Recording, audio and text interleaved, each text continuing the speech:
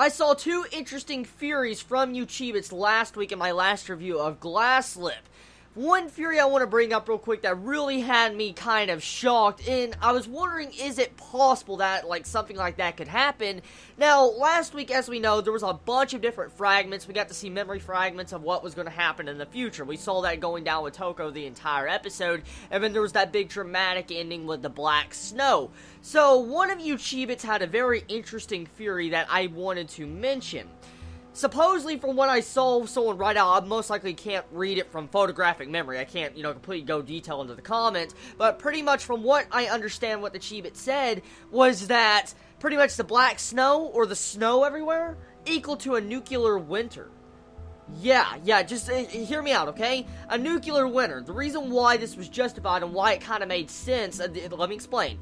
Last episode, we saw, the glass break out on Toko, okay? We saw the glass break out. What happens when a bomb is set off somewhere? The implosion sucks in the air currents, all that, and you see glass break and stuff. We've seen this even in Aldenoa Zero. Something like this has happened. And so, it kind of makes sense if you detail all the snow like a nuclear winter, and the way you see Toko looking at the glass and the glass just breaks out, it kind of reminds you of, a bomb or something. So, I don't know. I could be wrong, and the Chibit could be wrong that came up with this theory, but it's a very interesting theory, and it definitely opens your eyes to thinking that the series might get a little bit dark, because, the series has had these elements about it that has been rather dark. Sometimes the episodes barely have anything going down, but when stuff does go down, it usually has something to do with some dark elements. So I'm interested to see how all of you think about that theory a Chibit brought up last week. Another theory someone brought up, which is kind of an obvious one, but at the exact same time, I did not realize it until after it was pointed out.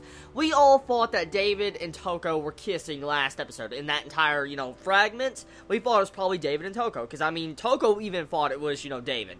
But, here's the big thing. Someone pointed out, too, Chibits pointed this one out, that it looks like that person that's kissing Toko in the memory fragment, it looks like Yuki. It looks like Yuki. So right there, that's very interesting if you think about that, because if it is Yuki, it's definitely going to stir up a lot of problems in the group, and it'll probably become a very good drama-inflicted episode in a little arc that's going to happen right there. Now, moving on to the point of this episode, I do want to talk about a couple of things, okay? I'm not gonna lie to you, Chibits. I'm not gonna lie to you, I'm not gonna sugarcoat it, and you all come here to hear my honesty of how I feel about an individual episode. That's how I always am. I always say the honesty of how I feel, so expect that.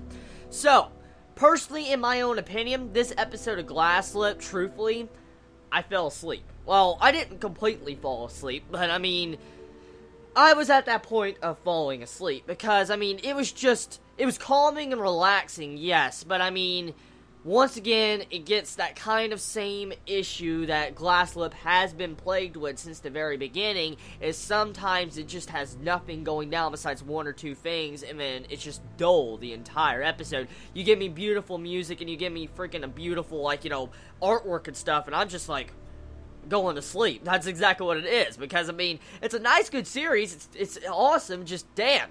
It just really can make you drowsy, and it definitely did that to me as I watched this week's episode. Now, the ending of this episode, Sachan confirmed Yuri. I don't know, because the way she acted and was looking at Toko, it seems like she's about to do her confession to Toko and have full-blown Yuri between them, which would be pretty fucking funny, because poor hero, he'd be just shafted to the side because he loves her and all that, and all of a sudden he finds out that, Sachan loves Toko, and then in turn, we know for a fact that's going to cause some drama between those three, and then let's not even get into the factor of David, what kind of drama it causes him, or Yuki. So, pretty much, if Sachan really is confessing to Toko about love, yeah, that's going to be pretty interesting. So, personally, everybody, tell me your thoughts about this week's episode. What do you feel about the Chibits theories? I did not come up with those theories. I'm just going to let you all know. I did not come up with those theories about the nuclear winter and, the glass breaking out of the shop, or, Yuki being actually, David in the fragment. Let me know your thoughts on all that stuff. Let me know your thoughts about this episode. And was I the only one that was kind of passing out on this episode? Let me know. Everybody, I love you all so much. You have a wonderful day or night wherever you live. Please be safe. Chibi out.